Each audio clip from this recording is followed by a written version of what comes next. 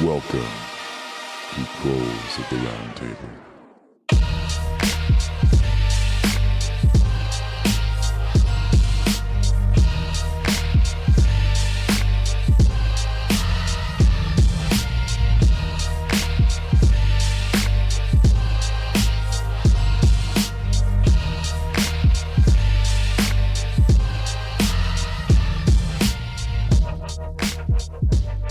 Hello and welcome to Proles of the Roundtable, where we sit down, have a few drinks, and talk Marxist history.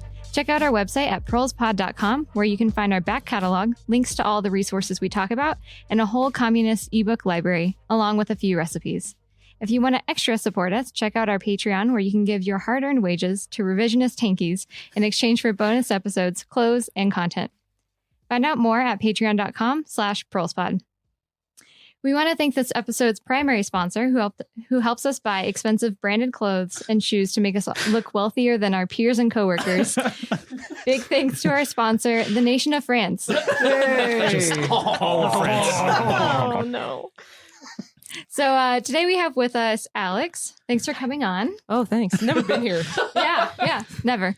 What are you going to talk to us about? I'm going to talk about a brief history of women's liberation in Vietnam. Sounds awesome. Dink. Thanks. I'm so excited. Let's do it. And so let's go around the table and see who's all here and what we're all drinking. This is Alex again. I'm drinking that booch again. It's Roots beer. Roots beer. Kavita. I'm Ethan. I'm drinking a Funkwerks white Belgian style wheat ale with spices. Ooh. Spicy boy. Speaking of spice, I'm Jeremy. That's it. And I'm drinking Walter's Pueblo chili beer, which is it's not even the best chili beer that I've had. It's fine, I suppose. It's not very good. It's okay. Erica, what did you say it tasted like? Freezer burnt roasted chili. Yeah, that's exactly what it That's tastes lovely. like. I know that. Sounds great. I'll try it. It's like, I'm Erica. I'm drinking the sour IPA from Epic Brewing. This is Justin, and I'm drinking Sculpin IPA from bullshit beer company Ballast Point. What's Ballast Point? Aren't they owned by like Budweiser or whatever? Like the I think they are one of the ones that got Everything. bought out by one of the whatever Sad. InBev or whatever the giant man. massive companies are. Lame. Hi, this is William. I'm drinking Brushstrokes Lager by New Image Brewing.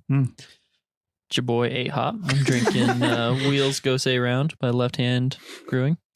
Wheels Goza. Goza. Goza. Or, I think Goza? people pronounce it goes. It His is wheels Goza. goes round, but it is Goza? Goza. No. Shows how cultured I am. Which is not that cultured. Correct. I'm Savannah, and I'm drinking a Palisade Peach Sour Ale by New Image. And it's fine. It's fine. It's Just fine. fine. It's just fine. Adequate. It's an adequate beer. Yeah. Liquid. It was too sour. Acceptable. For me. Yeah, it's a lot. Okay, great. So, Alex, where do you want to start us off? Well, I was going to start the episode with kind of giving a little loose, thesis, I should say, about what I'm going to cover. I'm going to try to cover a lot of historical things regarding revolutionary women, and I'm going to touch on a few of my faves. But throughout history in Vietnam, women have played a huge vital role in resistance against occupation, feudalism, colonization, imperialism, and capitalism. And Vietnam also has a really unique sociocultural history, which lended itself to propping up women as revolutionaries and fighters in these struggles. So I'll start with saying that Vietnam has a history of being kind of like a matrilineal society. Their indigenous people were very matrilineal. They worshipped a mother goddess kind of deity, and they had more of an egalitarian society set up. But of course, they were always at the whims of occupation, colonization, imperialism, which really pressured these ideologies of more patriarchal thinking onto them. One being Confucianism from China, which had a huge influence on Vietnam and carried with it the idea of insubordination of women and being silent and just listening to men as the authority figure. However, luckily they weren't as bad as some of the Chinese societies which followed Confucianism. They didn't have to bind their feet or anything like that, but it was still a big influence on their society. So historically, Vietnam has had some really badass warrior women in their cultural history and like legends and mythology around. Hell yeah. Yeah. And one of Sick. them is actually one of my Sitting at favorites. this table right now. Huh? Sitting at this table right now. Oh, I don't see. No. You shouldn't have. Episode's done. No.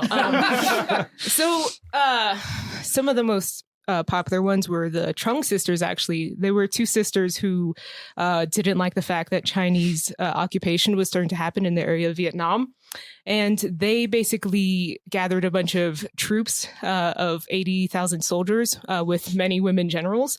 It was in 43 BC, and they became national heroines because they defended Vietnam for like 3 years, just like fighting and fighting. And one of the sisters, Trung Trak, actually started a tradition of creating poetry to galvanize the troops. And that's something that maintains throughout Vietnam's history. As we talk, we'll see more and more poetry come up from women generals and revolutionaries in particular. And the sisters ultimately committed suicide to keep their dignity when the Chinese overpowered them. Shit. One of my Badass. big heroes in history is Lady True, Ba True. She was 19 years old when she left her small village in 248 AD to basically gather up a bunch of peasants to make a revolt against Chinese occupation.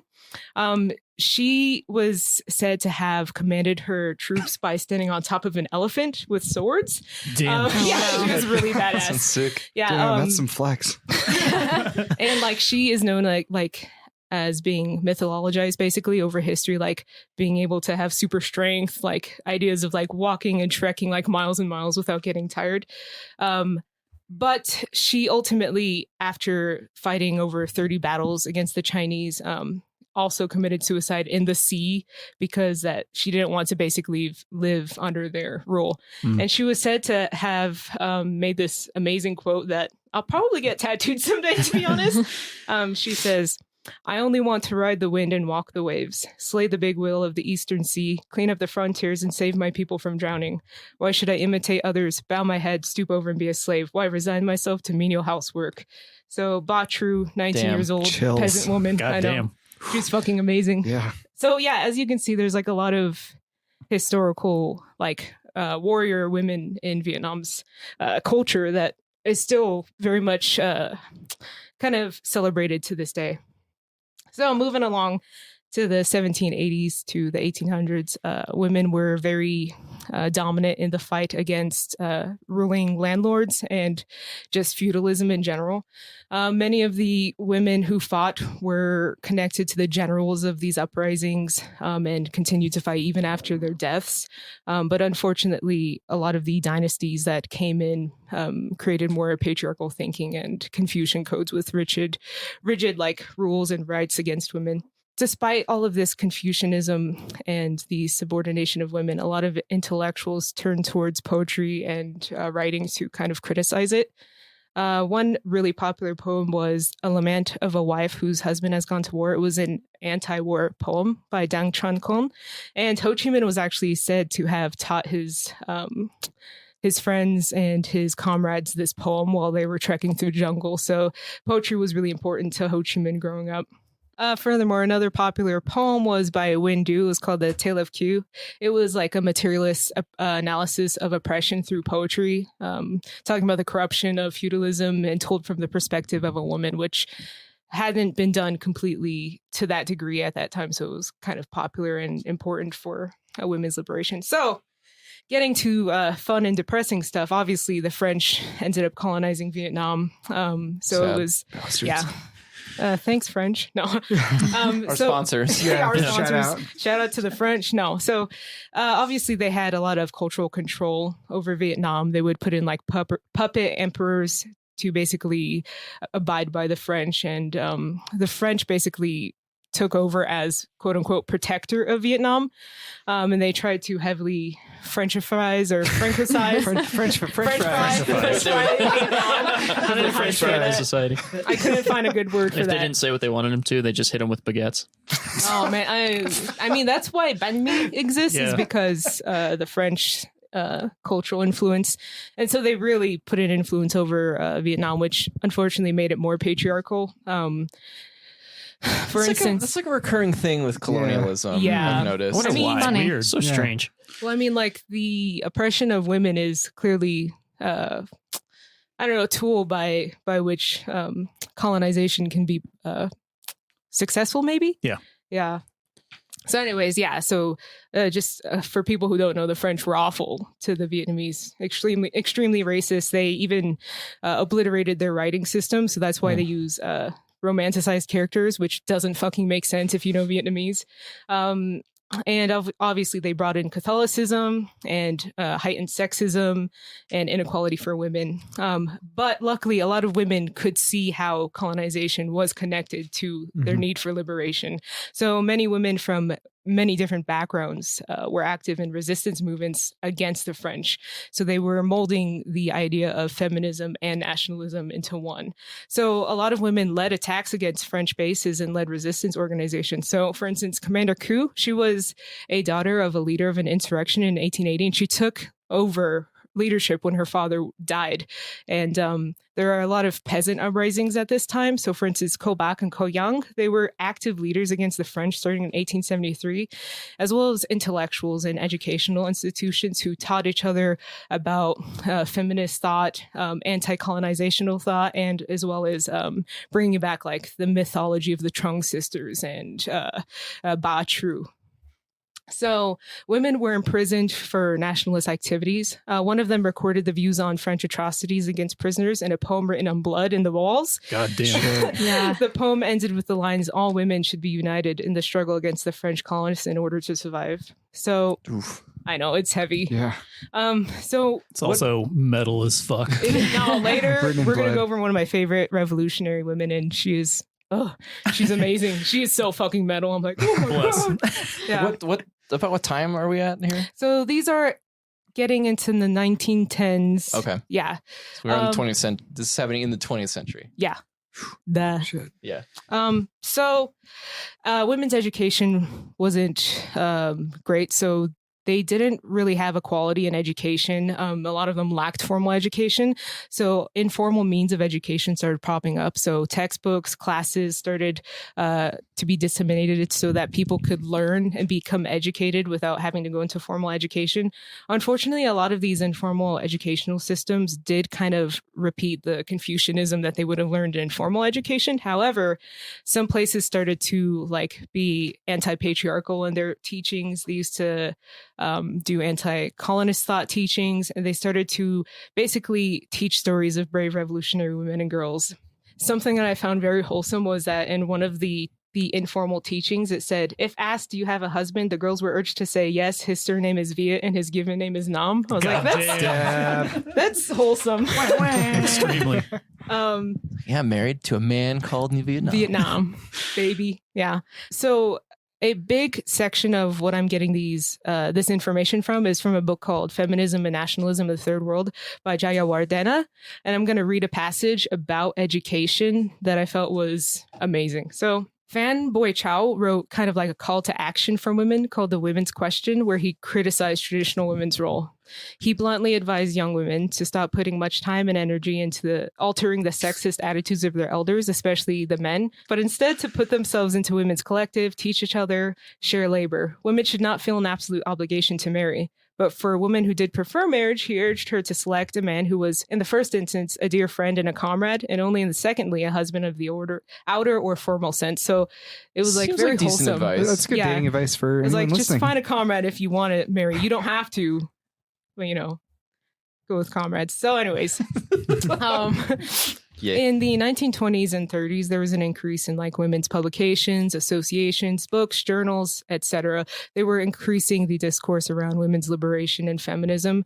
They also really rejected Western bourgeois feminism. They were really molding together that feminist nationalism of Vietnam as people who were fighting for liberation from Vietnam. Did you want to touch on third world feminism? Sure.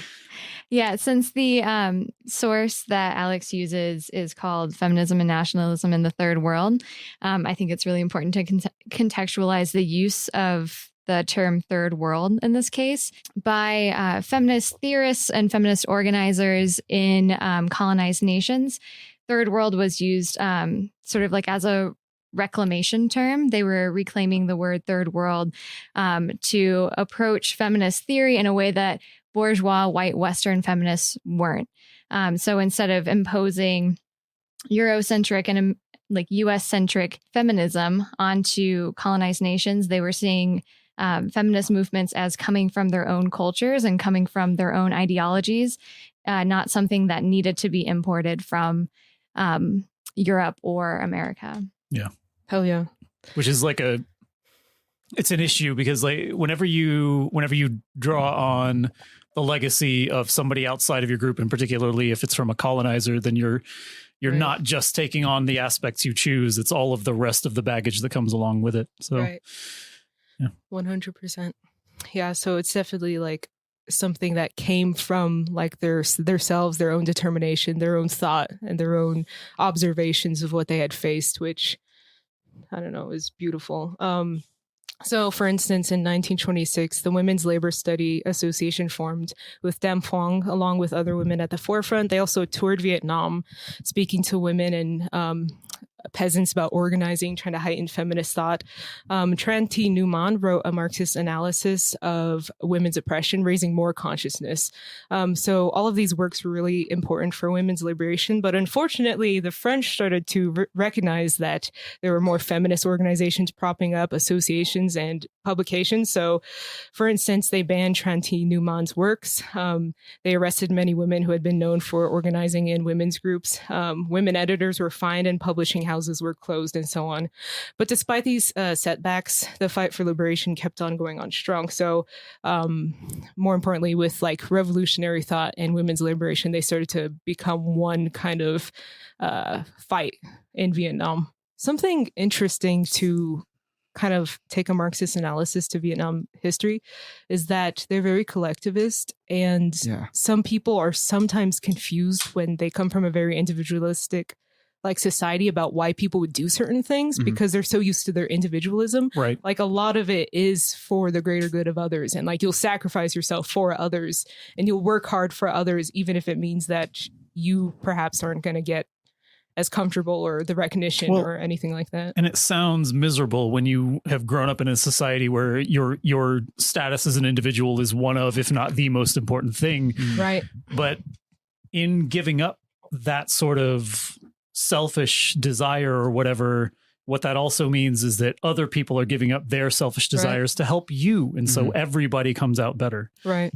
And the really, okay, not to get too like theoretical or whatever, but even in the context of the Vietnamese language, one of my favorite psychological theories is that the language you were raised speaking, the Sapir-Whorf theory, affects the way that you think and the way that you interact. Yeah. And Vietnamese, I don't know how much you guys know about it, when you refer to yourself as the title in relation to others. So you're constantly thinking of how you relate to others and not like you're like saying, if I was talking to you as a friend, I'd be like, friend Alex wants to hang out with Savannah, you know, like something like that. Nice. And my grandma, like when she's talking to us, she says, grandma goes to the gym, you know, like she's talking about me in relation to you. So even that could like shape the way shape the way that they interacted with each other. And women were such an integral part of revolution because they were like, we need to pull our weight. We need to be part of this. It's so important to us. And other reasons, like Ho Chi Minh was very adamant about women being in revolution. He wrote about like the rape of Vietnamese women by the French, like theoretically, hypothetically, and, you know, literally. And women had that history of fighting in resistance movements. So it was like the perfect combination to really have them involved in a way that maybe some other nations hadn't through revolution. So when the Vietnamese Communist Party finally officially formed in 1930, they put a 10-point program into place, including the liberation of women. Other kind of associations affiliated with the Communist Party actually started becoming really active too, as well as the Vietnamese Women's Union, which was dedicated to women's liberation and the Communist Party. They fought for equal rights and changes in policy for women. And they found that women's liberation obviously cut across class lines. So upper class women still showed like remnants of feudalism with strong Confucian roots. So they needed to be liberated from that. Whereas the lower class women obviously saw oppression through economic means and colonization as a way to oppress them. So a lot of women found the Communist Party as a way to release themselves from this kind of oppression they were facing. War and revolution, therefore, were viewed not only as situations requiring women's assistance, but also situations creating opportunities for women's struggle, hence women's liberation. So with the party's strong emphasis on women's liberation alongside men, the disintegration of traditional roles started to become more apparent, especially in the party and then working its way out. Many women were active in struggles continuing through the 30s and beyond. So one super important struggle in Vietnam was a peasant and workers uprising in a region called, I had to ask my mom how to say this because there's so many different accent marks and it's so hard. I know. And I was like, Mom, am I saying this right? She's like, Alex. Nathan. Sorry, Mom, if I said that wrong. But that region, peasants and workers participated in a series of uprisings against French colonists, the Mandarin bureaucrats, the landlords, fuck them. And there was a huge participation for women. And Turley, one of the authors who I took a lot of resources from, said, for the first time in Vietnamese history, lands were distributed to women and women took part in public meetings and political education classes. So it was a big deal. When was that? This was in the 1930s. Okay. So there were like a lot of demonstrations, and one writer wrote, colonist soldiers tried to break up the demonstration by tearing off the clothes of one female activist. Other women proceeded to strip off their clothing in solidarity, then marched to jail with the first activist chanting Communist Party slogans. Yeah, they were like, fuck this. Damn. Like literally fighting against like these very, patriarchal, like, oh, this is going to stop them. No, fuck you. That's not going to stop us. Damn. One activist in particular, Win Tia, was arrested and tortured by authorities. Before her execution at the age of 23, she wrote, I'm going to die, and I wish that all the sisters who remain will struggle until the revolution succeeds and women gain equal rights with men. So we're about to talk about one of my favorite revolutionary women in all of history. She's such a badass. I love her so much. She's called Nguyen Thi Minh Khai, and there's actually a lot of streets and buildings named after her in Vietnam today because she's known as like a revolutionary hero. She actually left home at the age of 15 to become an active revolutionary. And that's the thing that a lot of people don't realize. Like, these were young women, like some of them teenagers who like actively fought and put their lives into danger. Yeah. So she actually traveled with Ho Chi Minh to the Comintern for training, and she co-founded the New Revolutionary Party of Vietnam, which was kind of a predecessor to the Communist Party. She evaded arrest like several times, spent some time in jail, and she was actually smuggled to Moscow, where she became the first Vietnamese woman to study in Moscow. Sick. I know. That's so really cool. Awesome. At the age of 25, she addressed the 7th Congress of the Comintern to advocate. 1935, when she addressed the Congress to the Comintern. I was going to see if Harry Haywood. I was going to see if they if they met, maybe. That would hung be out. cool. Yeah. That'd be cool. That's my headcanon. I'm going to make some revolutionary fanfic later. Let's go skateboard, dog. Oh, yeah. Yeah. It's about skateboarding. Yeah. Let's shred. Skateboarding was invented in the Fat Soviet Union. doinks, Yeah. Yeah, Everything good That's was what I heard. invented in the Soviet Union. Yeah. Right. exactly. Anyway, so she had completed a lot of her training actually alongside seasoned revolutionaries. So she was super intelligent, super well versed in theory and political work. And when she returned to Vietnam, she actually organized under the Communist Party as like the secretary of the branch in Saigon. Nice. So she was like one of the head communists. Unfortunately, she was captured by the French colonial government for being involved in revolts. And while waiting to be executed, she bit her fingers in prison so that she could write poetry and messages on the walls in blood. Yeah, she was intense. That is metal, you're right. I love her so much. She said, whether beaten, hung, or swung, be resolute. Whether clamped or chained, say nothing false. sacrifice yourself, struggle to serve our cause. The only recantation will be death's release. Fuck. Damn. So yeah, this was in Metal as 1941. fuck. And what was her name? Win Ti Min Kai. Win Ti Min Kai. Yeah, Okay. she's awesome. Remember her. Yeah, I'll remember her. Well, not they you. have like schools. I mean, everyone else. So she was set to be executed by firing squad, and the morning that she was going to be executed, she wore white on purpose so that they would see her blood. Oh, And she also shit. requested that her blindfolds were taken off so she could see who killed her. Fuck. Yeah, she's damn. really Did intense. they Yeah. do that? Yeah, they did. Wow. God damn. She was very God, I bet brave. the soldiers had nightmares for Oh, yeah. months. Hopefully. I mean, yeah, Hopefully. it Yeah. kind of reminds me Jesus. of Commandante Che. He was like, Yeah. shoot me, you coward. Coward. Yeah. I'm only a man, or whatever. Damn. People, they are humans, but they Mhm. put their lives on the line for their revolution and their country. So yeah, they became something more than human. I mean, a lot of people through history do become an idea. Strike me down. This episode's done. And I'm trying not to focus on men revolutionaries, but just to bring it up. Fuck them. her husband was also a revolutionary, and he died by being put into a cage of tigers. So it was Wow. really intense. Damn. The They're French both were hard as very, fuck. very Terrible. vicious with their with What a the weird killing way to of. Yep. execute It's- somebody. It's terrible. So gross. It's one of those like weird things in colonialism where the colonizer will adopt aspects of the colonized, but always like the worst ones, like Right. like white people in the United States adopting scalping as like a Yeah. like, which was, not all, obviously not all indigenous people here practiced scalping, but colonizers came here and were like, oh, that's a terrible thing, let's take that. And yeah, it's awful. Yeah. Well, and the same, like on the same vein, I'm sure there's all these dispatches back, like, oh, they're so savage, and Yeah. these Yes. animals here, and then And then then they're the we're ones gonna who do end up doing Yeah, it. they We're do. Yeah. And same worse, and worse. Yeah, I mean, like Exactly. fucking Chivington and his bullshit, Who? Sand Creek. Oh, the Sand Creek guy. Jesus yeah. Christ. Yeah. We could do a whole episode on that. Miserable. It's like it makes me think of during the Vietnam War when they had those tapes that were supposed to sound like spirits. Oh. They used the people's own culture to terrorize them to have that sort of psychological impact. Right. And But- it's monstrous. It's disgusting. Hanoi Hannah. Also, you guys know about Hanoi Hannah. No. I didn't want to bring her in I've the heard episode, that name before. but she basically, it's kind of cool. She learned English, and they would broadcast her being like, "Go home, imperialists! Go back to your country! Nice. Like your family misses you." And she would like name dead soldiers to like freak them out. Damn. Oh Yeah. shit. Like reading dog tags Yeah, and shit. she'd Fuck. be like, "Go home, Hell yeah. go back to America. Your president is a shit." Well, not that phrase, but basically like that. Yeah, so they use that as kind of like And- psychological warfare. No lies detected. I mean, go home.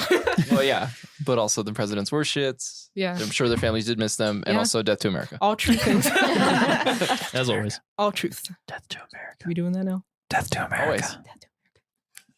Death to America. Death to America. Everyone's just looking at me. This is peer pressure. Bless. I mean, I agree with That was but- that was the official hazing ritual. Ooh. Man. She's she's become- I thought vetted. my salary told me that. Oh, And yikes. Soros bucks? What? No. The money we're getting from France? Yeah. Hey, the good news is we provide equal pay across gender lines here, which is $0. So, Yep, exactly. Get beer. Okay. oh, beer. That's true. That's true. Yeah. It's like when companies give you beanbags instead of wages. Oh yeah. Yes, that's Proles Pod. We actually are I bourgeois. feel that. Yikes. You gaze Pod's into We just need to the put our logo on these beer cans. What if we did make a Proles beer? Oh my god. Oh my God. We would never hear the end of it. So, in 1938, really important works in regards to women's liberation were released. So, one was called Sister's Life. The other was called Sisters, What Is to Be Done. I think Nice. that's cool. It's Yeah, it's personally. Yeah. super cool.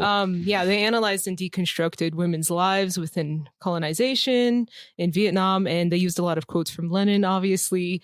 And the Confucian Code had classically taught 4 virtues for women to live by, which were very patriarchal. So they created their own version of them, and I really like them. So I've listed them here. So the first code of ethics is labor. So factory and political work. The second is physical appearance. So before, it was very patriarchal and it's what women should look like. This one was like a strong physical movement as opposed to languid postures and expressions of eagerness and anger. That is such a mood. The Virgin Confucianism versus the Chad, women, Vietnamese women's Fuck yes. ethics. I love being angry. No. Don't we all? You don't even know, buddy. I'm like a whirlwind. Yeah. No.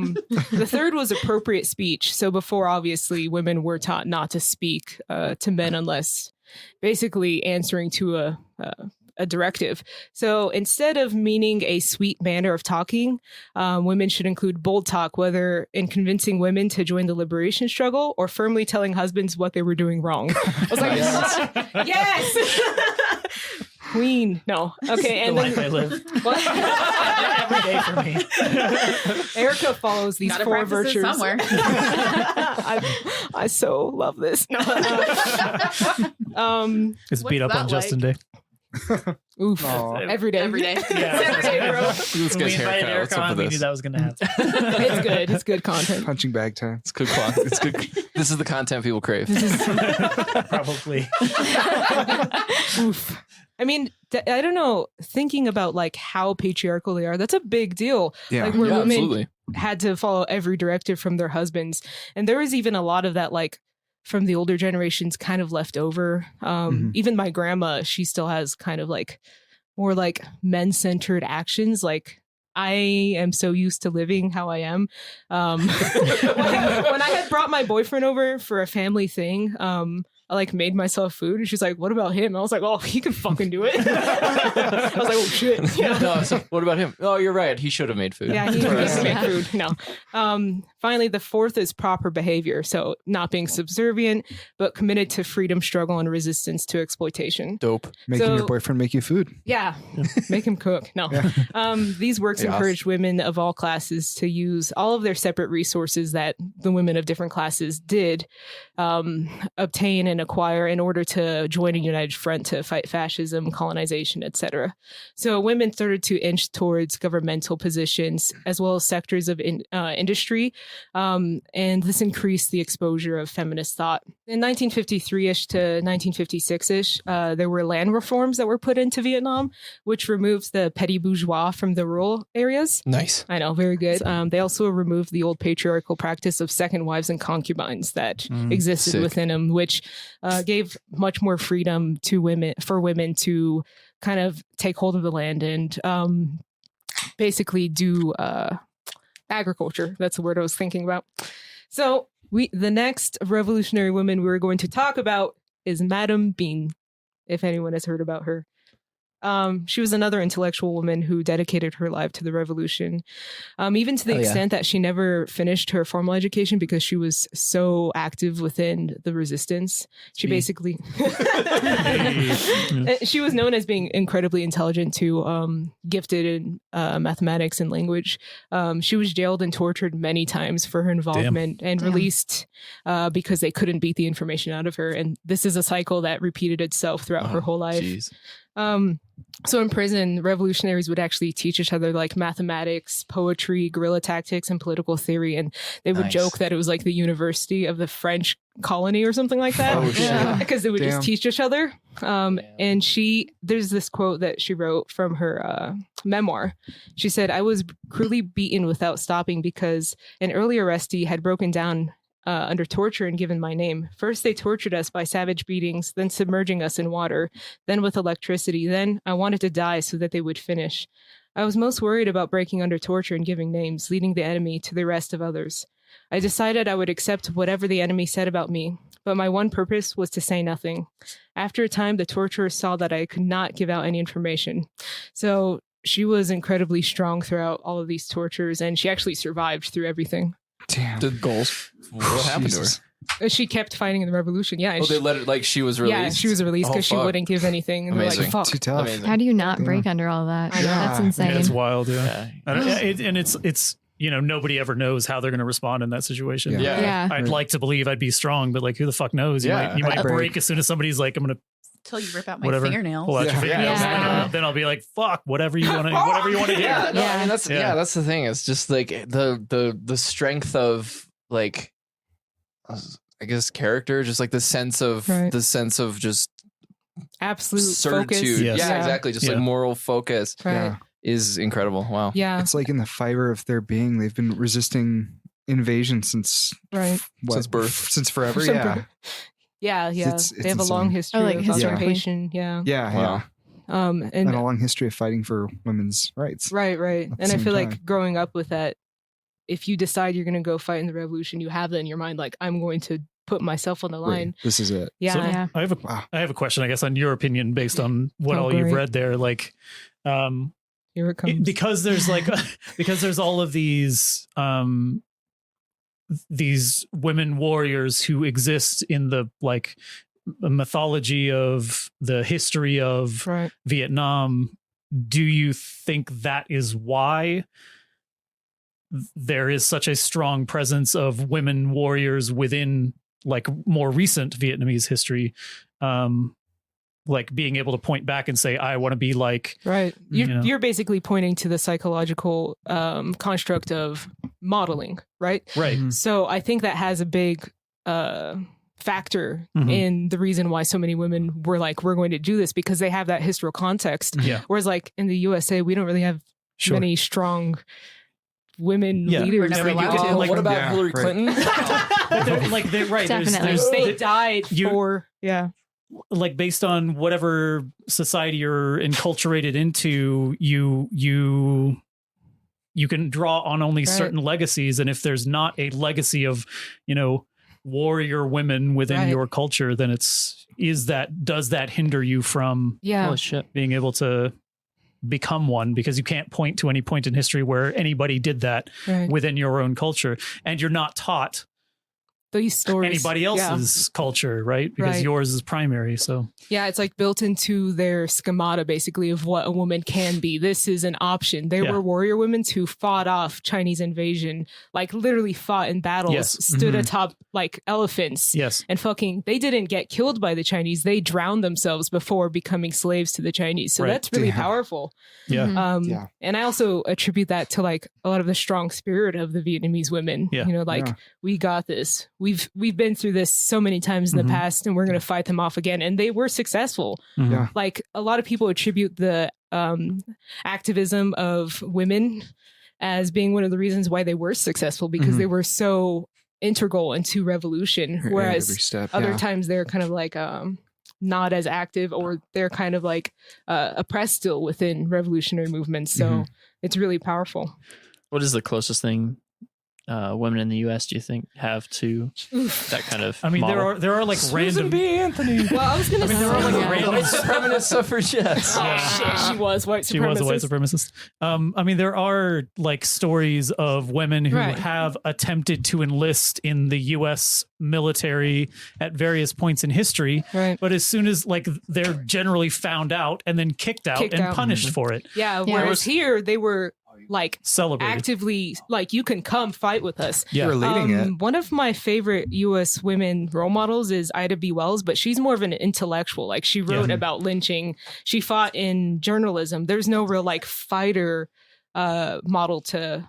Yeah, I pull mean, from. Yeah, that's true. there is like Harriet Tubman, right? Right. Yeah. But we don't Ooh. generally hear the story about her going back Right. and like literally like bringing guns and fighting Right. to get people We don't free. hear and that. shit. I We didn't don't even hear know that that. story. We Yeah. only hear she helped people escape to the north where the good white people kept them safe, right? That's the They keep her within the gender roles often. Right. Yeah. Yeah. Yeah. Well, I mean, and we do have revolutionary women in the USA, particularly among the Black population, Yes. but we're not taught about them. right. And Right. even the Black Panther parties, like they looked at the Vietnamese revolutionary women as the model of what it would be Yeah. to be a revolutionary woman. Like they had babies on their backs while holding a gun. Like Yeah. they Fuck fought yeah. while taking care of their families. But- like basically the that's- model of what revolution, including women, should be. That's also But the that's Coos why logo. it's vital to hear those stories here, to get these stories about revolutionary women outside of the United States told here in the United States, or of these people who have been pushed to the side, and or you only hear part of their legacy and not the rest of it. Yeah. So I think it was like I don't know who it was. Obama did one. It's a different. That's not quite the same thing. There's like a lot of times Marxist Leninist. What? Check our last dad episode. No, there occasionally you see these lists of like these books about like famous Americans and stuff, and I've seen lists of like famous like powerful American women, and they include people like Sacagawea, which is fucked up. Yeah. You include indigenous people who are like fucked, who just happen to not get genocided. Yes, and Didn't have a choice but to be American. Yeah, exactly. And so and that's I think most of the like decent American, quote unquote American like figures are grandfathered in from other other cultures, and it's just it's one other aspect. It's another fucking way that things are colonized. Yay. 100% neocolonization is a real big thing. And speaking about like role models, I didn't include it in here because I just read so much, but one girl, she was like 11 or something, recounted a story from how when they started to bring in ethnic minority women into the Red Army and things like that, they would do marches on like festival days and stuff with all the soldiers. And one of the girls who was also an ethnic minority was like, this is the first time I've seen a woman of this ethnicity march in the army. And she was like, it changed my life. Nice. Damn. So yeah, it's big deal. Red Army. Yeah. Sounds like it was pretty cool. Would join. 10 out of 10 would do again. No. So Would defeat Hitler again. Oh God. Hopefully there's not another one. God. We're getting there. The group. Oh, shit. We joke about that. Donald but Trump. The human life cost from the Soviet Union is it's immense. tragic. Yeah. Okay, so we're moving on further into the 50s. There's the Dien Bien Phu battle of 1954. And this is what Janio Gap called the death knell of colonization. So women played a huge role in this battle in both fighting and saving lives, as well as like allocation of resources. And the success of this battle was attributed to the cohesion of all Vietnamese people in their fight for nationalism. So like women played the role of translators in this battle, because there were a lot of ethnic minorities who were coerced into fighting for the French, and they would basically be like, stop helping the French, go home to your families. And they would listen to them. And so that was attributed to like the weakening of French bases. Like the people that were coerced into fighting or convinced to fight for them like left, and they were able to take over. Hundreds of women steered. Okay, so this is a quote from the book I mentioned earlier. Hundreds of women steered boats laden with rice down a network of rivers from China to Dien Bien Phu. Meanwhile, thousands of women using baskets slung over shoulder poles were hauling rice to Dien Bien Phu from Thanh Hoa province, which was the home of Lady True. The foot trails from Thanh Hoa to Dien Bien Phu stretched 600 miles one way across mountains and rivers. So unfortunately, some of the rice they were carrying was consumed by the women who were carrying it. So there was a need for like vehicle transportation to mitigate this, which there were big teams of men carving out new roadways, whereas women would help fix some of the trucks and also fill some of the bomb craters. So it was like a big cohesive struggle to make sure that they can fight and win this battle. So in the later 50s to the 60s, the legal status of women was starting to become altered. The Constitution finally added that women enjoy full and equal rights with men under the Constitution in every respect. Women in Democratic Republic of Vietnam enjoy equal rights with men in all spheres of political, economic, cultural, social, and domestic life. For equal work, women enjoy equal pay with men. The state ensures that women workers and office employees have fully paid periods of leave before and after childbirth. The state protects the mother and the child and ensures the development of maternity hospitals, creches? Yeah, creche. Okay. Creche. It's like a preschool. And kindergartens. It forbade early and forced marriages, parental interference with child's choices of marriage partners, and the use of property as betrothal gifts. Nice. So basically, all of those old practices that were very patriarchal were illegal, and wife beating, mistreatment of women, and concubine practices were all made illegal as well. They also forbade marriage to more than one person at a time, aka the second wife. Kind of thing. Sounds like they were really Oppressive. yeah, well, Sounds like extremely authoritarian. These reforms and rights for women also stipulated that men and women should have equal rights to pursue occupational differences and participate in public affairs, and to own their own property before and after marriage. So obviously they had that whole, what is that called? God, I'm blanking on it. But basically when you get a gift, when you marry someone. dowry? Yeah, they had like the dowries going on, which is bullshit. Unfortunately, it was kind of a slow change even after these policy changes, because there was that, cultural patriarchy that had been in the society for so long, with feudalism, patriarchy, colonization, misogynist attitudes from men who disregarded women's rights. And women were also a little bit reticent to take up these power positions at first, because they're like, wait, we're allowed to do this now? Like, it's a lot of pressure, especially if culturally not everyone is on the same page yet. I could imagine there was some like pushback from men who were still very misogynistic. However, they were inching towards these new positions of power, and it was changing slowly. As well, like the party leaders of the Communist Party saw how much women had the pressures of being a revolutionary and all these changes, because they had the most to give up. Like they had their families they had to take care of. They had basically the fight back against misogynistic men. They had to basically give in much more effort and much more of their time than the men in the revolutionary movement. And so they felt that women put the most sacrifice in these movements, but they didn't really get much in return for all the struggle that they were involved with. So the party was really cognizant of that. Unfortunately, there's not much that could be done. It's the struggle. So sad. yeah, I mean that it just comes up over and over. Right. I don't know. People are like, oh well, they didn't immediately like solve all these issues, and cultures often change really slowly. They didn't immediately evaluate Right. or abolish the value form. Hell yeah. No, yeah, and these sorts of things, like cultural change is complicated and it's messy, and it's not like we're gonna do this now and then you just do that, unless Right. you're China during the Cultural Revolution. But like, Go a little ham. get a little rowdy. But like, yeah, and so I think it's important to understand that the these things don't limitations. just like fucking Right. happen overnight. Exactly. It's like anything else, Right. or almost anything else. Right. Except China and the Cultural Revolution. Right, exactly. That was a thing. It's a lot. Occupational changes for women often lead to sociocultural changes, Right. but often very slowly. Yeah. Yeah, exactly. Yeah. And especially when you're coming from, you're coming from like 100 years of colonialism, but then even before Confucianism. then, you're coming Yeah. from like these deeply ingrained patriarchal attitudes. Right. It's really challenging to Step up. Yeah. Are we talking about the United States? yeah.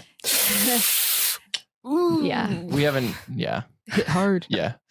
Anyways, America bad. I know this is a controversial position. Vietnam good. But, America bad. Death to Yes, America. Vietnam. But Death to America. I almost said udge. Udge. Bunger. Anyways, so yeah, there was a little bit of reticence, but it was starting to change. They started to establish like nurseries to give women more freedom. Women were taking up spots previously held by men, and spots that they had never seen women take up, and that was pretty powerful to see Hell that yeah. change start to happen. Oh yeah. They were in industry, agriculture, workers, war, management. They replaced men so that allocation of positions and men could take up arms, but obviously women did fight using weapons too in the war. Women were seen as incredibly important, made up a strong, committed force in the dictatorship of the proletariat. Wah, wah. Um, I'm here for that. I'm here for this content. So in the late 60s, women's membership in village people's councils went up from 19% to 44%.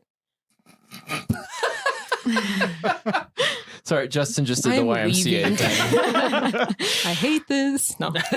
Agriculture became a proletarian power of the women.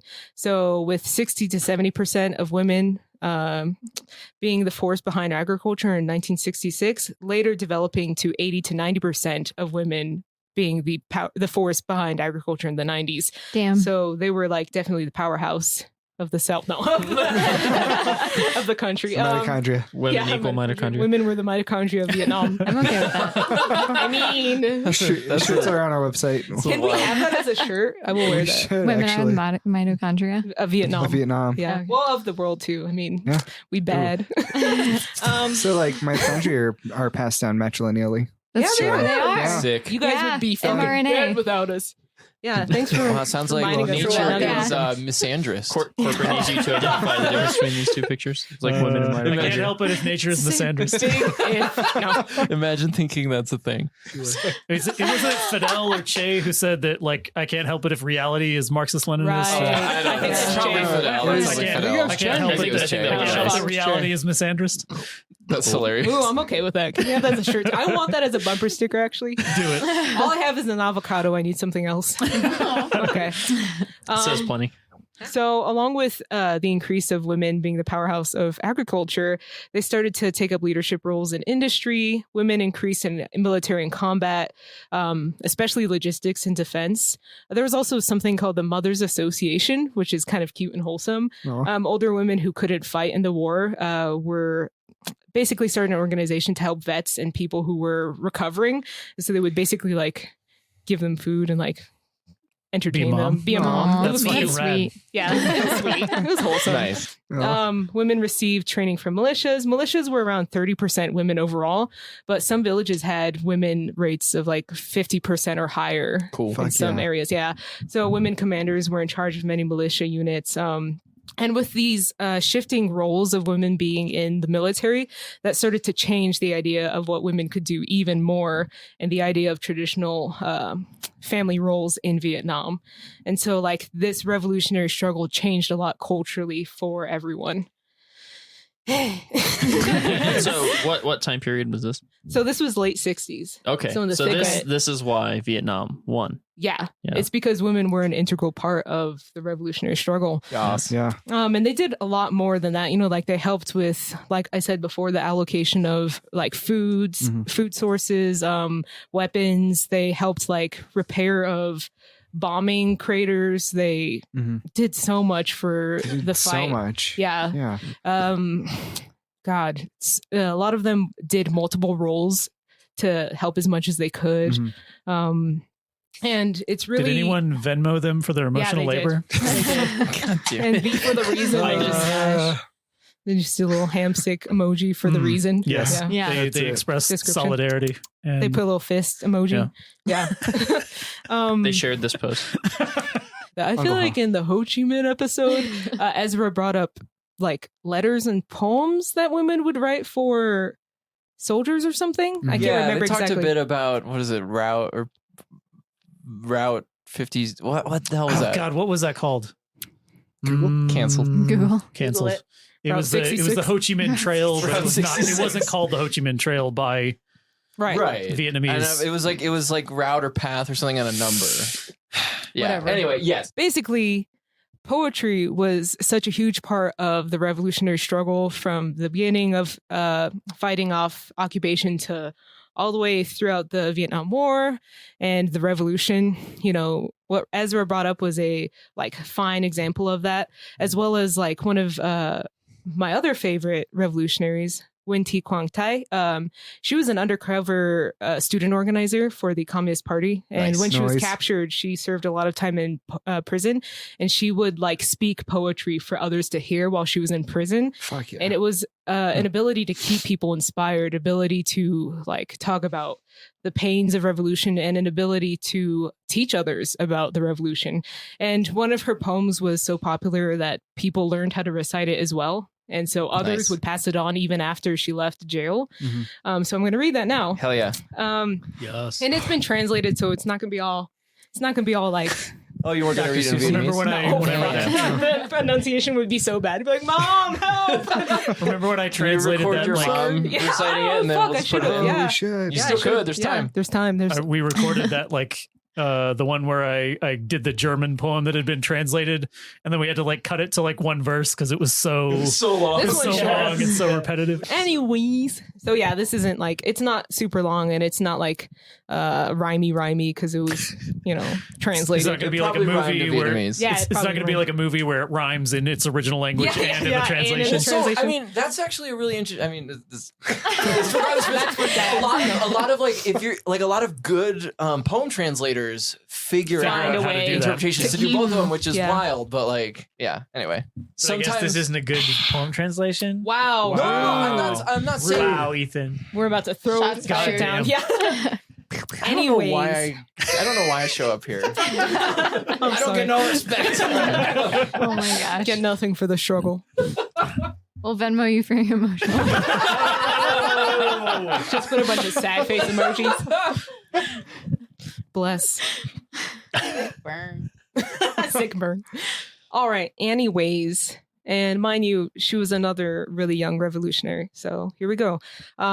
16 springs have passed during my life. Feelings and thoughts trigger my endless tears. Observing the imperialists leave my soul heavy. My heart wrenches watching workers hard labor. Remain ready to sacrifice despite death's threat. Be strong and struggle, although heads fall. When we can raise the workers' banner, souls in the other world will smile.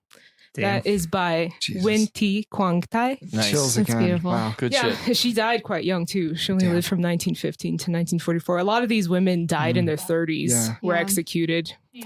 So, Yeah. So has any other like revolutionary group or country involved women as much as Vietnam? Because I know like China had A a lot of involvement Right. in women, and like that's kind of a thing Yeah. we do. But Vietnam seems like So the goat, integrated. Right, and Yes, that's why yeah, they were yeah. so Maybe the successful in DPRK? kicking out colonists and imperialists. right. Yeah. Yeah. And Vietnam took a lot of inspiration actually from Chinese women revolutionaries. Mhm. But definitely they had their own Yeah. situation and their own approach to things. Vietnam was doing it for a long time. But yeah, young women would Yeah. come fight, leave their villages, leave their education to fight for the revolution. In that museum I mentioned in Vietnam, Mhm. they have pictures of women, and they became like commanders at the age of 16. Damn. Jesus, Oh, wow. I And can't. they put their imagine. lives on the line. They Yeah. left any hopes of basically occupation of what they would hope for in the future, like their dreams and stuff, like Set that aside. just to fight for the revolution because they believe so strongly in it. Damn. Yeah, it's heavy. Yeah. But God, it's gonna make me cry. Oh.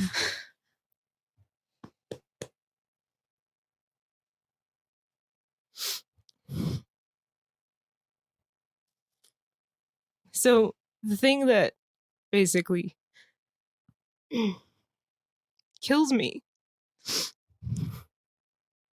is how much these women like fought for revolution and for women's liberation, and like thinking about my grandmother and my mother coming to the USA Mm. like with these hopes and dreams and these lies and just facing discrimination and oppression day in day out. Like my grandma was a sniper and she came here and she had to become a seamstress, like a nail person. Like it's fucking heavy. God. Like they aren't given the same amount of respect Mhm. and the same expectation of what they can do and they can like accomplish because of how patriarchal it is here. And they were like so committed to it, and yet when the USA teaches the Vietnam War, they dehumanize the Vietnamese. Mhm. They basically act like they were brainwashed. It's absurd. It's exactly the opposite. Well, and it's fucking like Orientalism. It's racism. Yeah. Just assuming that I mean, anytime you talk about any sort of like Asian people in history, it's like, oh, it's just these hordes of. I mean, you've got that quote, like the quote unquote yellow hordes, and like this God. whole like long history, and it's exact like it has not gone anywhere. And the Mhm. further east you go, the more important a bit of bunting is. That fucking English. Right, I remember that. What the fuck was his name?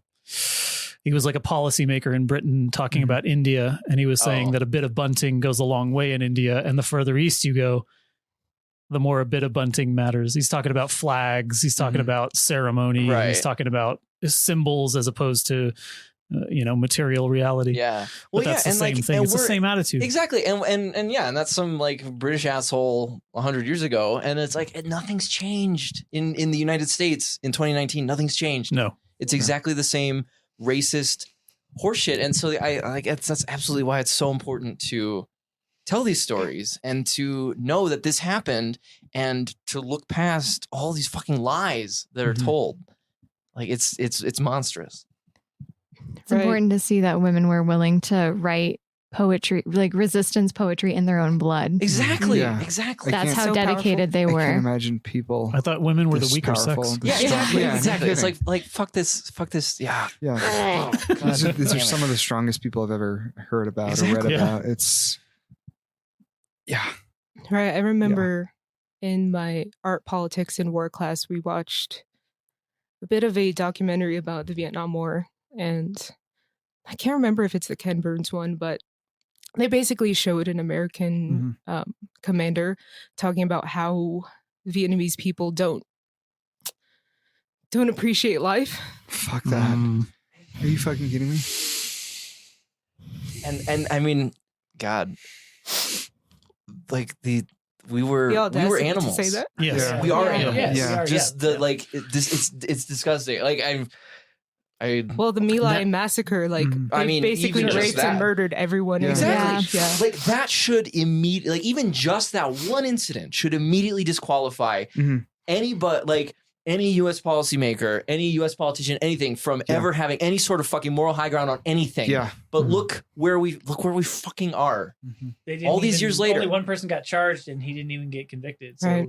like literally nothing happened there. I mean, it's nonsense. We were Hop and I were watching the World War II documentary by Ken Burns last night. I've already seen it, but in the segment that we were watching, they're talking about Japan, and the guy who's telling the story talks about how Japanese soldiers would like cut off their testicles or whatever and like nail them to a pike or something. No, they would shove them in the soldiers' mouths, the Yeah. U.S. That's right, soldiers' that's right. mouths.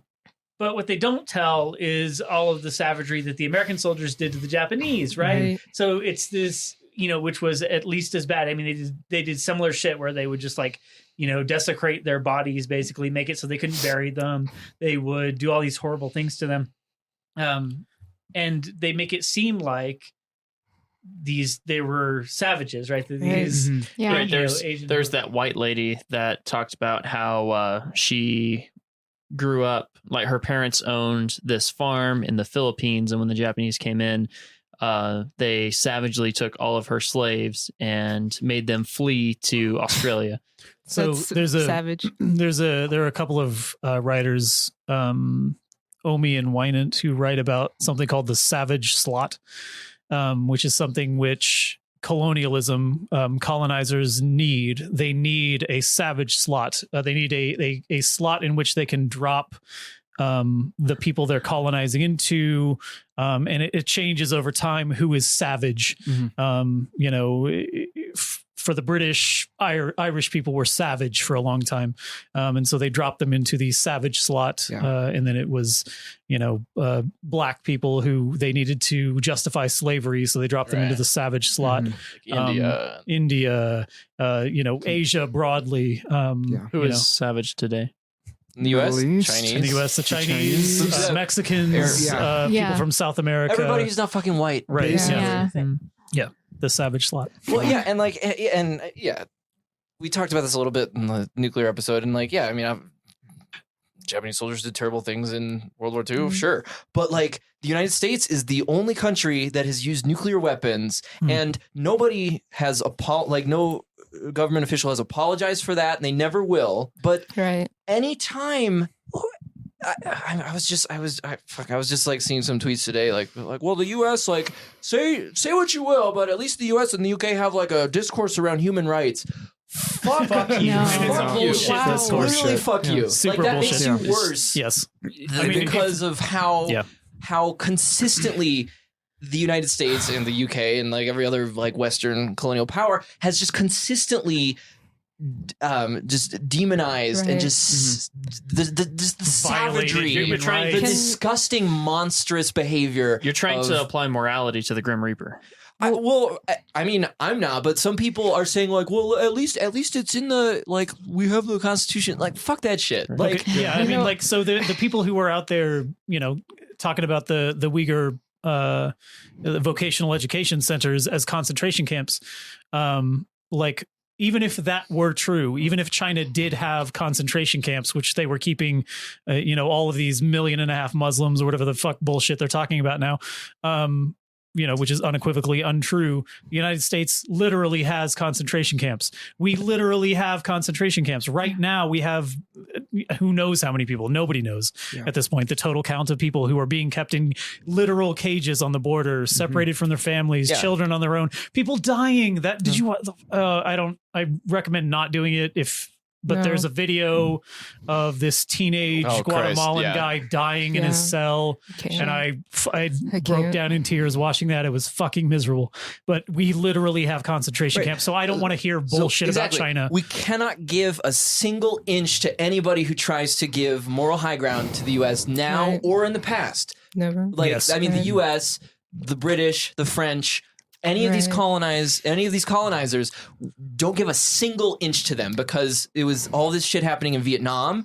It's happening now all over the world, anywhere it is. It's from its inception. The United States it's built rotten, on it. Rotten. It's built on genocide. The foundations are rotten. And Since before the U.S. was the U.S. Exactly. It's okay. Well, I was just going to say another disgusting thing about like the Americans coming back to America and telling their stories about the war is that you don't hear about the Vietnamese women fighting in the war. You hear about the people who had to use their bodies and sell their bodies to make a living. And that has become such a disgusting archetype of Vietnamese and Southeast Asian women. Asian women in general. And when I hear I'm not even going to say it. When I hear a lot of catchphrases associated with Asian prostitutes and people use it like jokingly, it really disgusts me. It really angers me a lot. Yeah. Because it's disgusting. It is. Yeah. I hear people say it all the time still. It really pisses me off. Yeah. There was no quarter for any of that shit. I forget which city it was in. My friend went to a Vietnamese restaurant that was owned by a bunch of white people, and their Wi-Fi password was that catchphrase.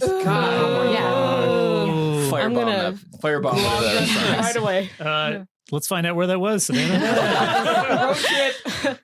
Proles road trip. Yeah. Proles field trip. God. Keep your eye on the news. Colorado Springs news in the next few weeks.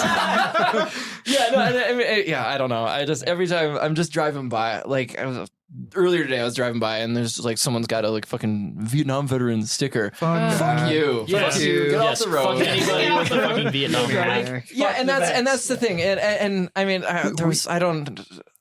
many people have made this point before, but it's just like, oh yeah, America will invade your country and then make movies later about how sad like invading the major. Every Vietnam vet is a war criminal. That was a stand-up comedian who. I'm not opposed to the concept of stand-up comedy. I personally find it. I know we're cycling back around. Shit. Yeah, but anyway, so like, Death to America. We're saying it full-throated. Official Proles stance, as we have repeatedly said. Yeah.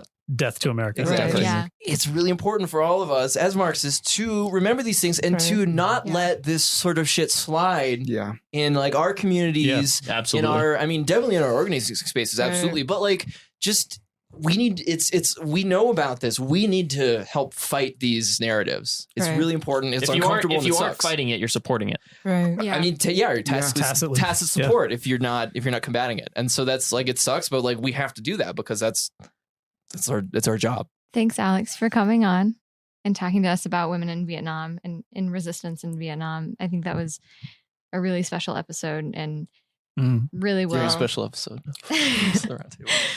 Really will help us like contextualize our organizing as Marxist-Leninists and provides a lot of inspiration for Vietnamese women and women in general, seeing that women can be a strong part of a revolution. And should be. This is why proletarian liberation is so important, because I think that trying to draw only upon the experiences that we, especially from the imperial core, if we only look at people who were revolutionaries within the imperial core, I think we're doing ourselves a disservice, and I think we are disconnecting ourselves from the global proletariat. And the more we're able to look at people from colonized nations, particularly non-men from colonized nations, the more we're able to relate to the struggles of those individuals, and therefore the more we're able to get rid of the patriarchy, the racism, the Orientalism. All of that is tied into only seeing people like us as the heroes. Yeah. We have to get rid of it in ourselves first. Right. And that part of that is learning about these aspects and identifying with them. Right. Thanks again to Alex for coming on to the show. And thank you so much to everyone listening. Some suggested reading is in the show notes. Our sponsors are all of our excellent fans on Patreon. As always, we have way too many to read each time now, but since the last time we recorded, these are the new ones. Annika, Casey, Comrade Moose Stash. Yes. Love it. What? Bless. Nice. Devin, a giant pile of garbage. Me, Same. Fields, All white people. Big mood. Grant, Hagen, Isaac, Jamie, Joe, Mark's Madness, Hey. Yay! Solus, and Steven. All of these people are inspiring and revolutionary and make it easier for us to make this podcast for you and have it sound, well, okay. Pretty much. We've established what we're calling the USSP with several satellite podcasts, and we've started centralizing links to the various feeds on our website. Check it out.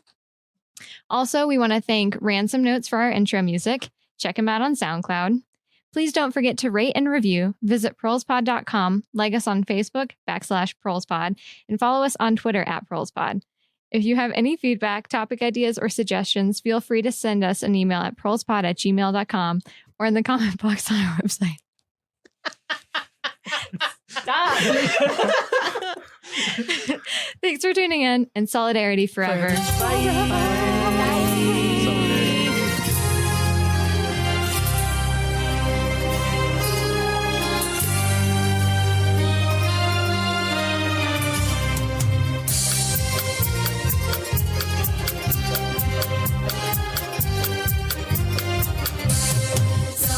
Sông xưa rừng cao trăng hoa nở đôi bờ lặng lời trôi mặt nước đã loang sương mờ kia bóng ai tha thoáng ngã trên cả chiều xa giữa trời mây dòng sông nắng tươi tràn hòa kia bóng ai tha thoáng ngã trên cả chiều xa giữa trời mây dòng sông nắng tươi tràn hòa về ai lời hát thiết tha từ xóm làng từ bờ sông gửi tới cánh chim đại bàng người chiến sĩ bên thương có hai chân tâm lòng chốn làng quê rằng ai nhớ mong đêm ngày người chiến sĩ bên thương có hai chân tâm lòng chốn làng quê rằng ai nhớ mong đêm ngày